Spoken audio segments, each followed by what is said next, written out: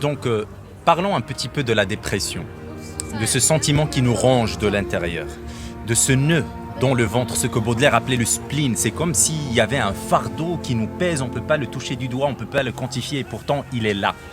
Et il nous pèse et il façonne notre quotidien parce que les lentilles à travers lesquelles on regarde le monde sont distordues par un traumatisme, par la perte d'un être cher, par une rupture romantique, un divorce, un échec cuisant. Je veux dire, il y a autant de déprimés que de causes de dépression. Mais je trouve qu'il y a une cause majeure dont parlent Blaise Pascal et Ernest Becker. Blaise Pascal, il disait que vous ne pouvez pas prendre une personne, la mettre dans une chambre entre quatre murs à ne rien faire. Pourquoi ?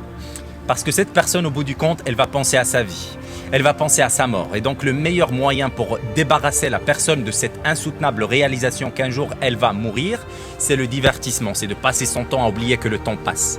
Ernest Becker, il a écrit un livre qui s'appelle The Denial of Death, le déni de la mort.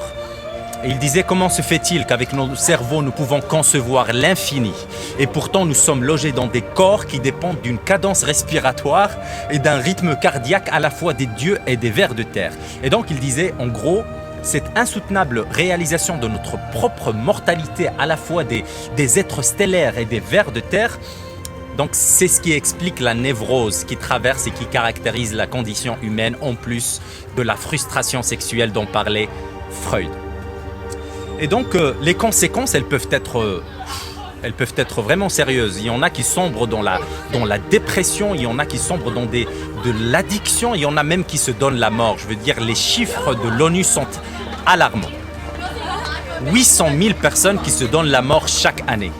Pourquoi ? Parce qu'ils n'arrivent pas à vivre dans l'histoire que la personne se raconte à elle-même par elle-même. Parce que la crise et la dépression, la crise personnelle commence quand l'histoire qu'on se raconte à nous-mêmes par nous-mêmes, elle n'est plus du tout convaincante. Et pourtant, c'est pour ça en fait que le langage, ce n'est pas seulement des mots qu'on prononce, c'est aussi des mondes qu'on habite. Et si on peut changer la narration qu'on se raconte à nous-mêmes par nous-mêmes, eh ben on peut changer la réalité de notre monde. Parce que la réalité, elle est intimement liée à notre perception du monde. Changer de perception, c'est changer la réalité de ce monde.